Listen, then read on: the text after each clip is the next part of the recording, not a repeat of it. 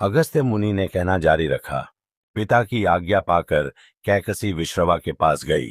उस समय भयंकर आंधी चल रही थी। आकाश में मेघ गरज रहे थे। कैकसी का अभिप्राय जानकर विश्रवा ने कहा कि भद्रे, तुम इस कुबेला में आई हो। मैं तुम्हारी इच्छा तो पूरी कर दूंगा, परंतु इससे तुम्हारी संतान दुष्ट स्वभाव वाली और क्रूर कर्मा होगी। मुनि की बात सुनकर कैकसी उनके चरणों में गिर पड़ी और बोली कि भगवान, आप ब्रह्मवादी महात्मा हैं। आपसे मैं ऐसी दुराचारी संतान पाने की आशा नहीं करती, अतः आप मुझ पर कृपा करें। कैकसी के वचन सुनकर मुनि विश्रवा ने कहा कि अच्छा, तो तुम्हारा सबसे छोटा पुत्र सदाचारी और धर्मात्मा होगा। इस प्रकार कैकसी के 10 मुख वाले पुत्र का जन्म हुआ, जिसका नाम दशग्रीव रखा गया। उसके कुंभकर्ण, शूद्रनखा और विभीषण के जन्म मठ। दशग्रीव और कुंभकर्ण अत्यंत दुष्ट थे। राक्षस विभीषण धर्मात्मा प्रकृति का था। उसके भाई वैश्रवण से भी अधिक कर्ता धर्ता और शक्तिशाली बनने के लिए दशग्रीव ने अपने पुजारी सहित ब्रह्मा जी की साधना की। दशग्रीव ने मांग की थी कि मैं गरुड़, नाग, यक्ष, दैत्य, दानव, राक्षस और देवताओं के लिए अवध्य हो जाओ। ब्रह्मा जी ने तथास्तु कहकर उसकी इच्छा पूरी कर दी।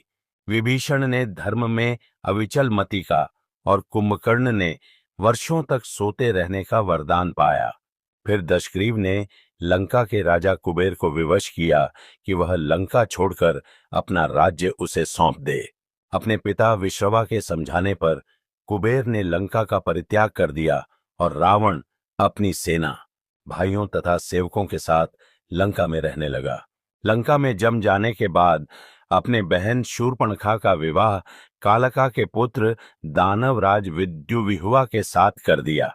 उसने स्वयं दिति के पुत्र मय की कन्या मंदोदरी से विवाह किया, जो हेमा नामक अप्सरा के गर्भ से उत्पन्न हुई थी।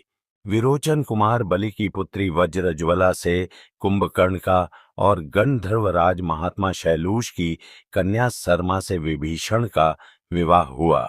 कुछ समय पश्चात मंदोदरी ने मेघनाद को जन्म दिया, जो इंद्र को परास्त कर संसार में इंद्रजित के नाम से प्रसिद्ध हुआ।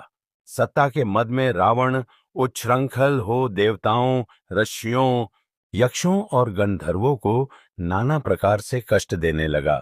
एक बार उसने कुबेर पर चढ़ाई करके उसे युद्ध में पराजित कर दिया और अपनी विजय की स्मृति के रूप में कुबेर के पुष्पक विमान पर अधिकार कर लिया। उस विमान का वेग मन के समान तीव्र था। वह अपने ऊपर बैठे हुए लोगों की इच्छानुसार छोटा या बड़ा रूप धारण कर सकता था। विमान में मणि और सोने की सीढ़ियां बनी हुई थीं और तपाए हुए सोने के आसन बने हुए थे। उस विमान पर बैठकर जब वह शरवण नाम से प्रसिद्ध सरकंडों के विशाल वन से होकर जा रहा था, तो भगवान शंकर के पार्षद नंदीश्वर ने उसे रोकते हुए कहा कि दशग्रीव, इस वन में स्थित पर्वत पर भगवान शंकर क्रीड़ा करते हैं, इसलिए यहाँ सभी सुर, असुर, यक्ष आदि का आना निषिद्ध कर दिया गया है। नंदीश्वर के वचनों से क्रुद्ध होकर रावण विमान से उतरकर भगवान शंकर की ओर चला। उसे रोकने के लिए उससे थोड़ी दूर पर हाथ में शूल लिए नंदी दूसरे शिव की भांति खड़े हो गए। उनका मुख वानर जैसा था। उसे देखकर रावण ठहाका मारकर हंस पड़ा। इससे कुपित हो नंदी बोले कि दशानन, तुमने मेरे वानर रूप की अवहेलना की है, इसलिए तुम्हारे कुल का नाश करने के लिए मेरे ही समान पराक्रमी रूप और तेज से संपन्न वानर उत्पन्न होंगे।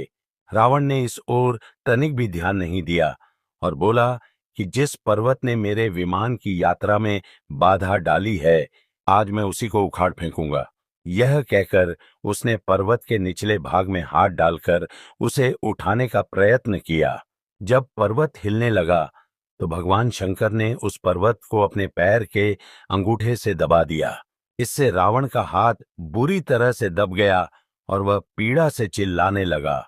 जब वह किसी प्रकार से हाथ न निकाल सका तो रोते रोते भगवान शंकर की स्तुति और क्षमा प्रार्थना करने लगा। इस पर भगवान शंकर ने उसे क्षमा कर दिया और उसके प्रार्थना करने पर उसे एक चंद्रहास नामक खड्ग भी दिया।